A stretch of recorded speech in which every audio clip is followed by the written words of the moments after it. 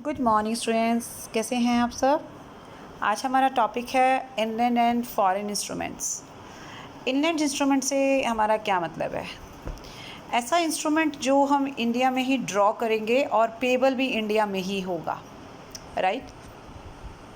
यानी कि जब आप मान लीजिए बिल ऑफ एक्सचेंज की हम बात करते हैं तो बिल ऑफ एक्सचेंज में जो ड्रॉर है, जो बिल लिखता है, जो मेकर है, तो वो भी इंडियन रेजिडेंट है और जिस पर्सन पर लिख रहा है, जिसको वो ऑर्डर दे रहा है, वो भी पर्सन इंडिया का ही रहने वाला है। या दूसरी बात, इंडिया में ड्रॉ किया गया है, पर्सन बेशक से इंडिया के बाहर का रहने वाला है लेकिन इंडिया में ही वो पेबल होगा। अगर वो बिल इंडिया में ही पेबल है, बनाया भी इंडिया में गया है, बेशक से पर्सन कोई भी हो सकता है, इंडिया के बाहर का भी हो सकता है, तो ये बिल या इंस्ट्रूमेंट इनलैंड इंस्ट्रूमेंट कहा जाएगा। फिर से एग्जांपल दे रही हूँ मैं। मान ये एग्जांपल है, बल्कि आपके इसके सामने ही देख सकते हो, इससे आपको सारी पिक्चर क्लियर हो जाएगी। जैसे मान लीजिए एक बिल लिखा गया है सोनीपत में, ओके। किस बिजनेसमैन में लिखा गया है? जो दिल्ली में रहता है। आपकी बात यहीं पे ही ख़त्म हो जाती है। जब आपने देखा ना कि दोनों पर्सन इंडिया के ही रहने वाले हैं, तो यहीं से क्लियर हो गया कि ये बिल इनलैंड बिल है। बेशक से वो बिल दिल्ली में भी पेबल हो सकता है और लंदन में भी। मान लीजिए लंदन में भी होता तो भी इस बिल को हम इनलैंड कहते। हाँ, अगर मान लीजिए यहाँ पर दिल्ली की बजाय लंदन होता और यहाँ पर भी दिल्ली की बजाय सिर्फ लंदन होता तो ये बिल इनलैंड बिल नहीं होता, ये बिल फॉरेन इंस्ट्रूमेंट कहलाते हैं हम इसको, ठीक है। दूसरा जो एग्जाम्पल है वो है, अगर बिल लिखा गया है दिल्ली में, okay, on a business in Paris में रहता है एक बिजनेसमैन। अब यहाँ तक तो ये क्लियर हो रहा है कि भाई ये तो इनलैंड बिल नहीं लग रहा है, लेकिन अभी भी चांसेस हैं। अगर बिजनेसमैन जो पेरिस का रहने वाला है वो बिल की पेमेंट दिल्ली में या इंडिया में करने को तैयार हो जाता है, which is payable in Bombay और has been accepted as payable in Bombay. Clear हो गया? तो चांस जो था वो हमने ले लिया और इससे हमने इस बिल को इनलैंड बिल बना दिया। तो कहने का मेरा तात्पर्य ये है कि तीन चीज़ें हैं, एक तो ड्रॉ करना, और एक उस पर्सन जिस पर्सन पे ड्रॉ किया गया है वो कहाँ रहता है, और तीसरी चीज़ वो बिल पेबल कहाँ पे है। इन तीन में से अगर दो चीज़ें भी हमारे यहाँ पे इंडिया में हो जाती हैं तो समझ लीजिए वो बिल इनलैंड बिल है। या फिर पेबल की बात भी ना करें, सिर्फ इतना ही कहें कि बिल ड्रॉ सोनीपत में या इंडिया में किया है और उस पर्सन पे किया है जो इंडिया में रहता है, तो आपकी बात यहीं पे ही ख़त्म हो जाती है और हमारा बिल या इंस्ट्रूमेंट इनलैंड इंस्ट्रूमेंट कहलाया जाएगा। ठीक है, क्लियर हो गई बात? ओके जी, तो यहाँ पे वापस आ जाते हैं हमने जहाँ से अपनी स्टोरी स्टार्ट की थी कि इनलैंड बिल का मतलब क्या है। तो फिर से अब इन दोनों पॉइंट्स को क्लियर करें। ड्रॉ इंडिया में हुआ, पेबल इंडिया में हुआ, तो बात ख़त्म। लेकिन ड्रॉ इंडिया में हुआ बट पर्सन इंडिया के बाहर, इंडिया के अंदर का है। पेबल चाहे इंडिया के बाहर हो। मैंने बोला ना, तीन चीज़ों में से दो चीज़ें हमारी, ड्रॉ इंडिया में ही होना चाहिए लेकिन पेबल या वो पर्सन, कहीं ना कहीं दोनों में से एक चीज़ अगर इंडिया में हो जाती है तो बिल हमारा इनलैंड बिल कहलाया जाएगा। ठीक है। प्रोमाइजरी नोट पर एक बात कह रहा है वो, प्रोमाइजरी नोट जो है वो इनलैंड इंस्ट्रूमेंट होते हैं, वो कभी भी फॉरेन इंस्ट्रूमेंट नहीं बन सकते, इसलिए वो हमेशा ड्रॉ और इंडिया में किए जाते हैं, पेबल भी वो इंडिया में ही होते हैं। ठीक है, तो इसलिए प्रोमाइजरी नोट के केस में कारण क्या है, उसका भी एक कारण है, उसका रीज़न है। लिखता कौन है, ड्रॉर कौन है? वही है ना जो डेटर है, तो वो प्रॉमिस कर रहा है ना कि मैं पे कर दूंगा। जब वो पर्सन अपनी बात ही तो कर रहा है ना, वो प्रॉमिस कर रहा है, तो उसमें ड्रॉर कौन है? जिसने पेमेंट करनी है। ठीक है, और लिखने वाला कौन है? वही है। तो ड्रॉर भी वही है, पेमेंट करने वाला भी वही है, तो पेबल भी इंडिया में हो गया, दैट्स इट्स ओके। तो इसका मतलब यहाँ तो कोई प्रॉब्लम है ही नहीं। ठीक है, फिर एक और चीज़, एक डिफरेंस है इन दोनों में। किस किस में? इनलैंड बिल और फॉरेन इंस्ट्रूमेंट में। तो फॉरेन में मैं फॉरेन की भी पहले समझ लेते हैं कहानी, दोनों के एग्जांपल लेते हैं, फिर दोनों में हम क्लियर करेंगे ये डिफरेंसेस। अब देखो यहाँ पर अगर मैं इसी को कन्वर्ट करना चाहूँ, मैं ये लिख दूँ bill drawn in Sonipat on a businessman living in London, तो ये इनलैंड बिल हो गया।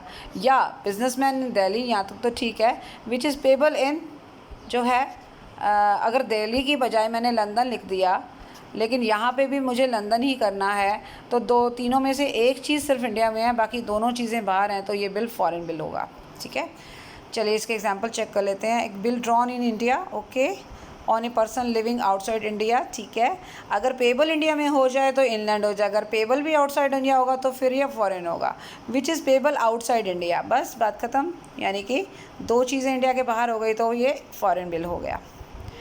दूसरा example, bill drawn outside India, bill India के बाहर ड्रॉ किया गया on A person who is living outside India, दोनों चीज़ें बाहर चली गई।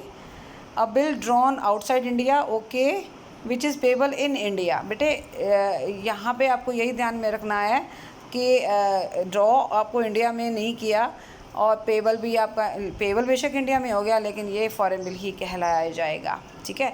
तो फॉरेन बिल के बारे में भी यहाँ पे क्लियर हो गया था। इसकी डेफिनेशन उन्होंने नहीं दी लेकिन क्लियर कर दिया है कि इंडिया में ड्रॉ हो लेकिन पेबल इंडिया में होगा तो इनलैंड होगा, और पेबल बाहर होगा और रेजिडेंट भी बाहर का होगा तो भी वो फॉरेन कहलाएगा। अगला एग्जांपल लें, अ bill drawn outside India which, ये तो हो गया था, सॉरी, फोर्थ पॉइंट पे आ गई। अ bill drawn outside India which is payable outside India, तो पेबल, अब आप ये देखो लास्ट के दोनों पॉइंट में आपको और अच्छी से पिक्चर क्लियर हो रही है। लास्ट में कह रहा है, तीसरा और चौथा पॉइंट मैं दोबारा से बता रही हूँ। अ बिल ड्रॉन आउटसाइड इंडिया, दोनों का सेम हो गया ना, एक में पेबल इन इंडिया है, एक में पेबल आउटसाइड इंडिया है। लास्ट वाला चांस तो वैसे ही ख़त्म हो गया लेकिन थर्ड वाला चांस बन सकता था अगर ड्रॉ भी इंडिया में करता। अब इसने ड्रॉ इंडिया के बाहर कर दिया है, पेबल चाहे वो इंडिया में कर दे तो ये फॉरेन बिल कहलाया जाएगा। तो बिल का ड्रॉ इंडिया में होना भी ज़रूरी है, प्लस में एक और चीज़ इंडिया में होना ज़रूरी है, अदरवाइज़ वो बिल आपका फॉरेन बिल कहलाया जाएगा, ठीक है। एक और डिफरेंस है, इस पैराग्राफ में चेक करते हैं क्या कह रहा है। फॉरेन इंस्ट्रूमेंट जब डिसऑनर हो जाता है, डिसऑनर जब उसका मतलब उसकी पेमेंट रिसीव नहीं हो पाती तो उसके एक प्रोसेस होती है, it is to be protested, it's a process, ये मैं बाद में आपको बताऊंगी।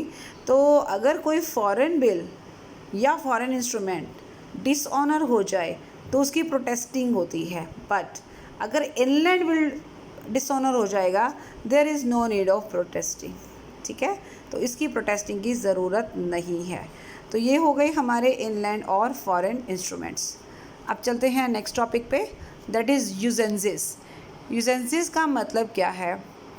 देखिए, कोई भी इंस्ट्रूमेंट जब हम बनाते हैं, जब ड्रॉ करते हैं तो वो दो तरह के हो सकते हैं। एक होता है साइट इंस्ट्रूमेंट और एक है हमारे जो डिमांड इंस्ट्रूमेंट, टाइम इंस्ट्रूमेंट्स, ठीक है। तो जब आप अगर इंस्ट्रूमेंट में कोई टाइम फिक्स कर देते हैं पेमेंट का, ठीक है, तो वो टाइम इंस्ट्रूमेंट बन जाते हैं, उन्हें हम यूजेंसिस भी कह सकते हैं। और एक चीज़ और, टाइम फिक्स जो किया जाता है वो डिपेंड करता है, वेरी करता है कंट्री टू कंट्री। मान लीजिए बिल पेबल इंडिया के बाहर है तो ऑब्वियसली जिस कंट्री में पेबल होगा वहाँ के कंट्री के कस्टम के हिसाब से टाइम जो है वो फिक्स किया जाएगा। Time fixed by the custom of countries for payment of bills drawn in one country but are payable in another country, right. जो बिल एक बार एक जगह ड्रॉ किए जाते हैं पर पेमेंट उसकी बाहर दूसरे कंट्री में होती है, तो ऐसे केस में जो जहाँ पेबल होगा वहाँ उसके टाइम जो फिक्स किया जाएगा वो डिपेंड करेगा वहाँ के कस्टम के हिसाब से। इसे हम यूजेंसिस कह सकते हैं और ये डिपेंड करता है अलग अलग कंट्रीज़ के कस्टम के ऊपर कि किस तरीके का या क्या वहाँ पर कानून है इस चीज़ का, ठीक है। अब साइट एंड टाइम इंस्ट्रूमेंट की हम बात करते हैं। साइट के मतलब है कि जैसे ही आपको दिखता है या आपको प्रेजेंट किया जाता है, that is site instrument. Time instrument का मतलब होता है एक पर्टिकुलर टाइम फिक्स कर दिया, ठीक है। तो दो चीज़ें हैं, मैं आपको स्पेसिमेन यहाँ मेरे पास अवेलेबल नहीं है, लेकिन स्पेसिमेन में जो आपने बिल ऑफ एक्सचेंज या प्रोमिसरी नोट का स्पेसिमेन देखा था एक वीडियो में, उसमें आपने देखा होगा कि हम एक जगह डेट डालते हैं, डेट लिखते हैं ना, और मान लीजिए मैंने नीचे स्टेटमेंट दी कि 3 months after date, 3 months after date, तो जिस डेट पर इंस्ट्रूमेंट बनाया गया होगा उस डेट से स्टार्ट करके 3 महीने के बाद पेमेंट आपको मिलेगी, ठीक है।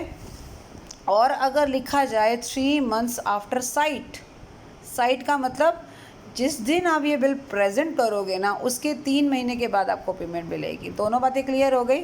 साइट का मतलब जैसे ही आप बिल प्रेजेंट करोगे, अगर तो मैंने लिखा 3 मंथ्स आफ्टर साइट तो प्रेजेंट करने के 3 महीने के बाद, और अगर मैंने लिखा आफ्टर साइट, सिर्फ ये नहीं लिखा 3 मंथ्स, मैंने कोई टाइम फिक्स नहीं किया उसमें, तो फिर इसका मतलब होता है जिस दिन बिल प्रेजेंट होगा उसी दिन पेमेंट करनी होगी।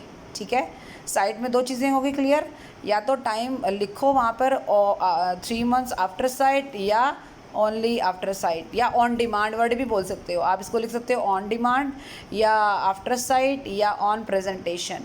इन तीनों का मतलब यही है कि आप बिल प्रेजेंट करोगे, पेमेंट तभी मिलेगी आपको। जैसे अब चेक जो होता है, चेक एक नेगोशिएबल इंस्ट्रूमेंट है, और हम बैंक के आगे जब भी प्रेजेंट करते हैं तो बैंक को तुरंत पेमेंट करनी होती है। वो एक अलग बात है कि वो पेमेंट हमें कैश में करेगा या फिर वो हमारे अकाउंट में पैसा डालेगा, वो डिपेंड करता है चेक किस टाइप का है, बियरर है या क्रॉस चेक है या अकाउंट पे चेक है। ओके, तो साइट एंड टाइम इंस्ट्रूमेंट का मतलब होता है, टाइम इंस्ट्रूमेंट ऐसा इंस्ट्रूमेंट जिसके ऊपर टाइम फिक्स किया हुआ है कि इतने टाइम के बाद ही आपको पेमेंट मिलेगी। और ये कैसे होगा, आपने इंस्ट्रूमेंट लिखते समय जो डेट मेंशन की और नीचे स्टेटमेंट में आपने लिखा मान लीजिए 3 मंथ्स या 6 मंथ्स आफ्टर डेट, तो कौन सी डेट, जो डेट आपने इंस्ट्रूमेंट पे डाली है वो, उस डेट से 6 महीने 3 महीने आपने टाइम लेना है, उसके बाद आपको पेमेंट करनी है। ठीक है, तो ये दोनों हो गए हमारे साइट एंड टाइम इंस्ट्रूमेंट। तो कोई भी इंस्ट्रूमेंट टाइम इंस्ट्रूमेंट होता है अगर वो एक पर्टिकुलर टाइम के एक्सपायर होने के बाद पेबल होता है, और डिपेंड करता है वो कौन सी डेट से पेबल होगा, जो डेट उसके ऊपर मेंशन की होगी, या फिर कई बार ऐसा भी होता है कि from the date of occurrence of a particular event. तो कई बार किसी पर्टिकुलर इवेंट के होने की डेट के बाद, पर्टिकुलर टाइम के बाद ही वो पेबल होगा। ठीक है, कुछ एग्जाम्पल हम देख लेते हैं इन दोनों के। जैसे पहला एग्जाम्पल है ए चेक इज़ ऑलवेज, हाँ चेक के बारे में मैंने पहले ही बता दिया, cheque is always payable on demand. कभी भी चेक जो है वो टाइम इंस्ट्रूमेंट नहीं होता है, हमेशा डिमांड इंस्ट्रूमेंट होता है। दूसरी बात, डिमांड इंस्ट्रूमेंट के लिए हम वर्ड इस्तेमाल करते हैं on demand, at sight, on presentation. ठीक है, और तीसरा, अगर उसके ऊपर कोई भी डेट ना डाली गई हो, इसका मतलब समझ लीजिए कि वो पेबल ऑन डिमांड है। ओके, क्लियर हो गया ये बात? ओके जी। नाउ डिफरेंस बता रहे हैं आफ्टर डेट और आफ्टर साइट, वो क्लियर कर दिया मैंने। मान लीजिए किसी इंस्ट्रूमेंट पर आफ्टर डेट लिखा हुआ है, तो कितने महीने कितने दिन आफ्टर डेट ये भी देखना है। मान लीजिए लिखा हुआ 1 मंथ आफ्टर डेट, तो उस डेट जो लिखी हुई है उसके ऊपर उस डेट से 1 महीने के बाद। और अगर लिखा हुआ आफ्टर साइट, इसका मतलब होता है जिस दिन आप प्रेजेंट करोगे उस दिन आपको पेमेंट मिल जाएगी। ठीक है, या अगर मान लीजिए जैसे देखो ये लिखा हुआ है 30 डेज़ आफ्टर साइट, इसका मतलब होता है जिस दिन आप दिखाओगे उसके 30 दिन के बाद आपको पेमेंट मिलेगी। और अगर लिखा हुआ हो 30 डेज़ आफ्टर डेट, तो जिस डेट को मेंशन किया गया है हमारे नेगोशिएबल इंस्ट्रूमेंट पे, वहाँ से काउंट करके हम 30 दिन करेंगे और उसके बाद हम पेमेंट कर सकते हैं। ठीक है, चलिए जी, ये तो हो गए हमारे time and sight instrument. Now we will come and discuss about ambiguous instrument. Ambiguous मतलब ऐसा इंस्ट्रूमेंट जो अनसर्टेन है, मतलब आप उसको बिल ऑफ एक्सचेंज भी मान रहे हो और आप उसको प्रोमाइजरी नोट भी मान रहे हो। ऐसा कैसे हो सकता है? कोई भी इंस्ट्रूमेंट क्या दोनों भूमिकाएं अदा कर सकता है? देखिए, भूमिका तो वो एक ही अदा कर रहा है, वो डिपेंड करता है कि होल्डर उसको क्या मान रहा है। होल्डर के पार्ट पर ये ऑप्शन हो जाता है कि होल्डर उसको बिल ऑफ एक्सचेंज मानकर चल रहा है या फिर उसको प्रोमाइजरी नोट मान रहा है। एग्जाम्पल जैसे मान लीजिए आपने अपने किसी पर्सन को, या आपने एक अपने स्कूल की फ़ीस देनी है, 5,000 आपको फ़ीस देनी है, और आप ने एक और वो देनी डिमांड ड्राफ्ट से है, मान लीजिए डिमांड ड्राफ्ट से देनी है। तो आप रहते हैं रोहतक में, दिल्ली आपका कॉलेज है, आपने दिल्ली के कॉलेज में 5,000 रुपये जमा कराने हैं, बट कैश नहीं कराने हैं, डिमांड ड्राफ्ट से कराने हैं। ये उनका कॉलेज में फ़ीस लेने का एक तरीका है। ओके, अब आपने रोहतक में अपना बैंक में, जिस बैंक में आपका अकाउंट है, वहाँ से आपने डिमांड ड्राफ्ट बनवाया, बैंक का नाम है PNB। ठीक है, और PNB ने एक डिमांड ड्राफ्ट बनाया और उसमें उन्होंने दिल्ली के एक अपनी PNB ब्रांच को ऑर्डर दिया कि वो 5,000 रुपये जो का पेमेंट जो है वो किसको करेंगे, कॉलेज को करेंगे। ठीक है, क्लियर होगी ये बात। अब आप देखिए, आपने बिल लिखा, आपने एक तरह से डिमांड ड्राफ्ट, मतलब एक तरीके से आपने अपने बैंक को ऑर्डर दिया 5,000 रुपये पे करने का। आपके बैंक देखा जाए तो ड्रॉ ही है। आप कौन हो गए, ड्रॉर। ड्रॉर कौन होता है, जो ऑर्डर देता है बिल ऑफ एक्सचेंज के फॉर्म में, राइट। ड्रॉ ही कौन है, जिसने पेमेंट करनी है। ओके, अभी बिल अब आपका जो पीएनबी रोहतक वाला बैंक है उसने यस कर दी। यस क्या करनी है, वो तो करेगा ही, वो तो मना कर ही नहीं सकता जब तक आपके अकाउंट में पैसा है, और डिनाई नहीं कर सकता किसी भी तरीके से। ओके, अब उसने अपनी दिल्ली की पीएनबी ब्रांच को ऑर्डर दिया 5,000 रुपये कॉलेज को देने के लिए। ठीक है, ये एक प्रोसेस है। अभी क्या हुआ कि यहाँ पर आपका जो रोहतक वाला बैंक है, जो रोहतक वाला पीएनबी बैंक है, वो इस समय दोनों भूमिकाएं प्ले कर रहा है। वो आपके कहने पर डिमांड ड्राफ्ट बना रहा है, प्लस में वो उस बैंक को ऑर्डर भी दे रहा है। किसको दे रहा है, अपनी दूसरी ब्रांच को, या पीएनबी के दूसरी जो भी ब्रांच उसके दिल्ली में है उसको ऑर्डर दे रहा है। यानी कि वो ऑर्डर भी दे रहा है और ऑर्डर ले भी रहा है। आपसे वो ऑर्डर ले रहा है और दूसरी तरह का वो ऑर्डर दे रहा है, तो दोनों काम कर रहा है ना। वो उसको बिल ऑफ एक्सचेंज मानकर कर रहा है या प्रोमिसरी नोट मानकर कर रहा है। अल्टीमेटली रिस्पॉन्सिबिलिटी तो देखो उसी की है, उसकी ही रिस्पॉन्सिबिलिटी है। आप तो उसी से बात करोगे ना, क्योंकि उसमें आपका पैसा है। ठीक है, तो यहाँ पर थोड़ी सी सिचुएशन ऐसी है कि जो इंस्ट्रूमेंट लिखा जा रहा है, वो जिसके द्वारा लिखा जा रहा है, नॉर्मली बिल कौन लिखता है, जिसको पेमेंट लेनी होती है। ठीक है, लेकिन आपका रोहतक वाला बैंक एक बिल लिख रहा है और ऑर्डर दे रहा है किसको, दिल्ली की ब्रांच को। तो वहाँ पर पेमेंट भी आपके रोहतक वाले बैंक ने करनी है, ऑर्डर भी वो दे रहा है। अब दोनों भूमिकाएं हो गई ना उसकी। तो इसका मतलब वो जो इंस्ट्रूमेंट लिख रहा है वो प्रोमिसरी नोट की तरह भी हो सकता है, उसको बिल ऑफ एक्सचेंज भी मान सकते हैं। ये होल्डर के पार्ट पर होता है कि वो उसको क्या ट्रीट करता है। ठीक है, तो अभी एग्जाम्पल आप देख सकते हो कि जब ड्रॉर और ड्रॉई सेम है। अब ये हो गया ना बैंक, आपके वाला बैंक कौन है, ड्रॉर भी है, क्योंकि वो दूसरे पर्सन को ऑर्डर दे रहा है, और ड्रॉई इसलिए है क्योंकि आप उसको ऑर्डर दे रहे हो। ठीक है, एक और एग्जांपल है, जब ड्रॉर ऑफ द बिल, जब बिल लिखने वाला जो पर्सन है, यानी कि जो क्रेडिटर है, उसका एग्जिस्टेंस ही नहीं है और इज़ ए फिक्टिशियस पर्सन। कई बार ऐसा होता है कि फिक्टिशियस पर्सन जो है वो ड्रॉर होता है। तो उसके केस में मान लीजिए एग्जांपल दे रहा है कि ए ने एक बिल ड्रॉ किया है on B drawee A drawer in favour of C. Payment किसको मिलने वाली है, सी को। लेकिन यहाँ जो बी है वो फिक्टिशियस पर्सन है, that is not in existence. तो अभी कौन लिख रहा है, ए लिख रहा है ना बी पर। अभी ए बी के ऊपर बिल भी लिख रहा है और ए एक तरीके से प्रॉमिस भी कर रहा है, क्योंकि उसको पता है बी का एग्जिस्टेंस तो है नहीं, राइट। बी का एक्सिस्टेंस भी नहीं है, लेकिन बी की तरफ से वो पेमेंट देने के लिए भी कह रहा है। तो यहाँ पर ए का जो रोल है वो ड्रॉर का भी हो गया, और ए बी की तरफ से पेमेंट करने के लिए लाइबल भी है। यहाँ पर दोनों बात क्लियर ये इस तरीके से साबित हो गई है। एक एग्जांपल और ले सकते हैं हम, when the drawee is not a person who is competent to contract. मान लीजिए ए ड्रॉर है, बी माइनर है, सी पेई है। ठीक है, तो अभी ए बी की तरफ से बी को एक तरीके से बिल लिख रहा है, बट क्योंकि बी माइनर है इसलिए उसको लायबल तो बना नहीं सकते। तो अल्टीमेट लायबिलिटी तो किसकी बनेगी, ए की ही बनेगी। इसलिए ए लिखने वाला भी है और ए उस रिस्पॉन्सिबिलिटी को भी लेने वाला है एज ए प्रोमिसरी नोट। क्यों, सी जो है पेमेंट के लिए अल्टीमेटली बी के पास नहीं ए के पास जाने वाला है। ठीक है, तो यहाँ पर आप देख सकते हो कि हमने जो बात की वो कौन से इंस्ट्रूमेंट की बात की, हमने की एम्बिगियस इंस्ट्रूमेंट की। एम्बिगियस मतलब जब हमारा इंस्ट्रूमेंट दोनों तरीके से शो होता है, प्रेजेंट होता है। बिल ऑफ एक्सचेंज भी हम उसको मान सकते हैं और प्रोमिसरी नोट भी मान सकते हैं। नेक्स्ट जो पॉइंट है वो हमारा है इनकोएट स्टैम्प्ड इंस्ट्रूमेंट। इनकोएट का मतलब होता है इनकम्प्लीट। तो कई बार क्या होता है, आप बिल ऑफ एक्सचेंज का एक सैंपल उठाइए या प्रॉमिसरी नोट का एक सैंपल उठाइए और आप देखोगे उस पर क्या क्या होता है। उस पर एक स्टैम्प होती है, एक साइन का कॉलम है, एक डेट का कॉलम है और बीच में स्टेटमेंट लिखी जाती है, और इस तरीके से जो है इंस्ट्रूमेंट बनाया जाता है। लेकिन अगर एक पर्सन ने साइन तो कर दिए, स्टैम्प भी लगा दी, लेकिन अमाउंट नहीं भरा और दे दिया सामने वाले पर्सन को। मान लीजिए मुझे आपसे क्या करना है, मुझे आपको 5,000 रुपये देने हैं। फॉर एग्ज़ाम्पल मुझे आपको क्या देने हैं, 5,000 रुपये।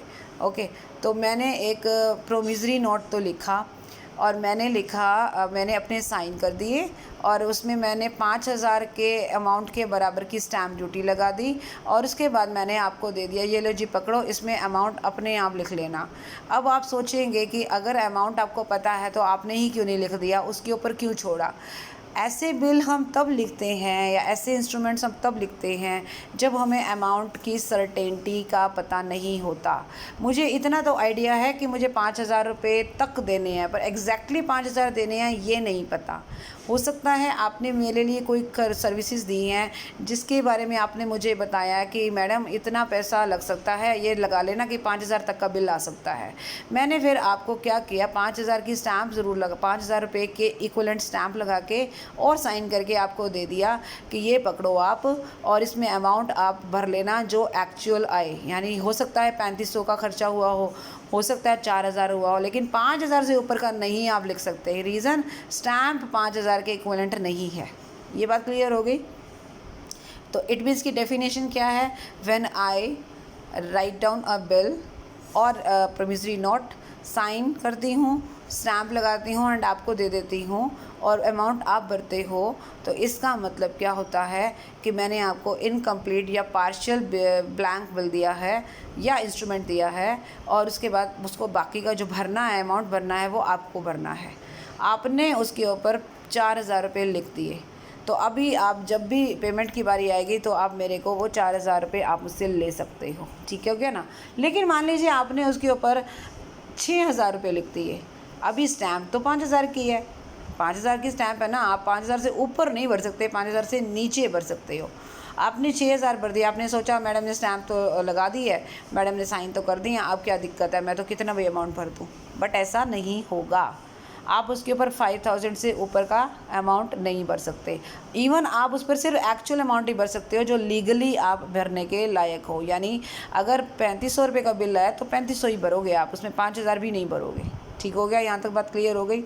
अब मान लीजिए आपने उसमें 6,000 भर दिए, आपने उसमें 5,000 भर दिए, एक्चुअल उसमें 4,000 का बिल था और आपने किसी और को ट्रांसफ़र कर दिया।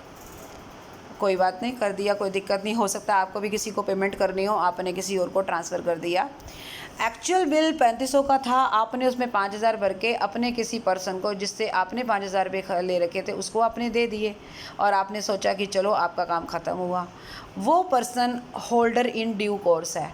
अभी होल्डर इन ड्यू कोर्स के बारे में हमने पढ़ा नहीं है, समझा नहीं है, सिर्फ इतना मैं बता सकती हूँ कि होल्डर इन ड्यू कोर्स वो पर्सन होता है जिसको अगर कोई इंस्ट्रूमेंट दिया जाता है तो वो उसको उसके ऊपर बेटर टाइटल मिलता है। बेटर टाइटल का मतलब है कि अगर आपका टाइटल डिफेक्टिव भी है, आपने चोरी से भी दिया है ना, लेकिन उस पर्सन को अगर आपने दे दिया तो वो उसके ऊपर उसका जो टाइटल होगा वो गुड माना जाएगा, यानी कि उसके ऊपर कोई बात नहीं आएगी कल को।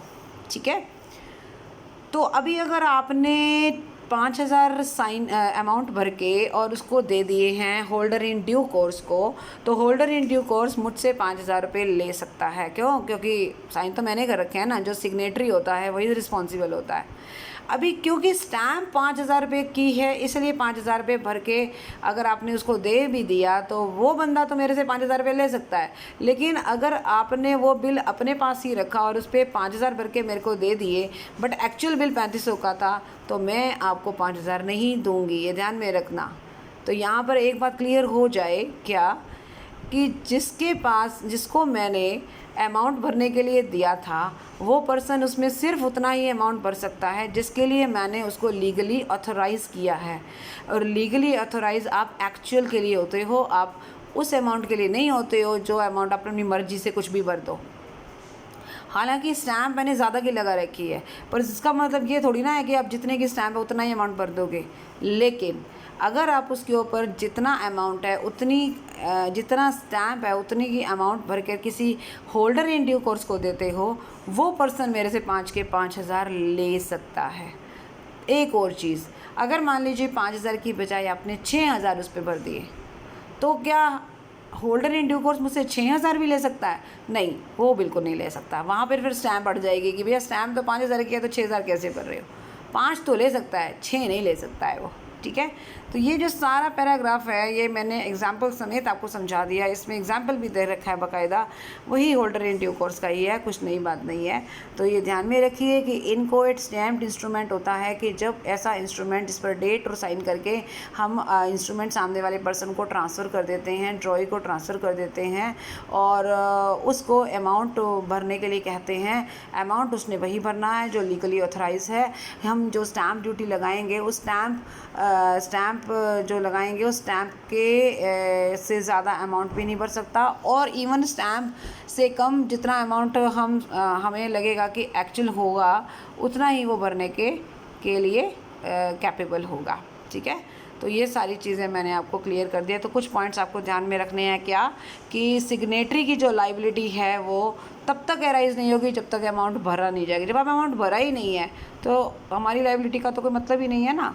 दूसरी बात कि अगर इंस्ट्रूमेंट जो है वो ट्रांसफ़र कर दिया गया है किसी और पर्सन को, तो इंस्ट्रूमेंट अगर मान लीजिए आपने चोरी कर किसी को दिया है, तो वो पर्सन अगर होल्डर इन ड्यू कोर्स है तो उसको उसके ऊपर बेटर टाइटल मिल जाएगा। और तीसरा वो मैंने अमाउंट का क्लियर कर दिया आपको, ठीक है। तो ये हो गया हमारा इनकोएट स्टैम्प्ड इंस्ट्रूमेंट। अब दोनों में डिफरेंस देख लेते हैं, difference between ambiguous and inchoate. दोनों में क्लियर बात है, एम्बिगियस कंप्लीट है बट थोड़ा अनसर्टेनिटी है, लेकिन इनकोएट तो इनकम्प्लीट है। एम्बिगियस इंस्ट्रूमेंट के ऊपर जो है लाइबिलिटी क्रिएट हो जाती है जैसे लिखा जाता है। इनकोएट इंस्ट्रूमेंट में लाइबिलिटी तब क्रिएट होती है जब ये कंप्लीट किया जाता है। जब तक कंप्लीट नहीं करेंगे तो हम उसके ऊपर कोई भी लाइबिलिटी जनरेट नहीं होगी, ठीक है। तो ये था आज का टॉपिक, इसको हम आपको ध्यान से पढ़ना है। नेक्स्ट वीडियो में हम नेक्स्ट पॉइंट डिस्कस करेंगे। Thank you so much, bye bye, take care.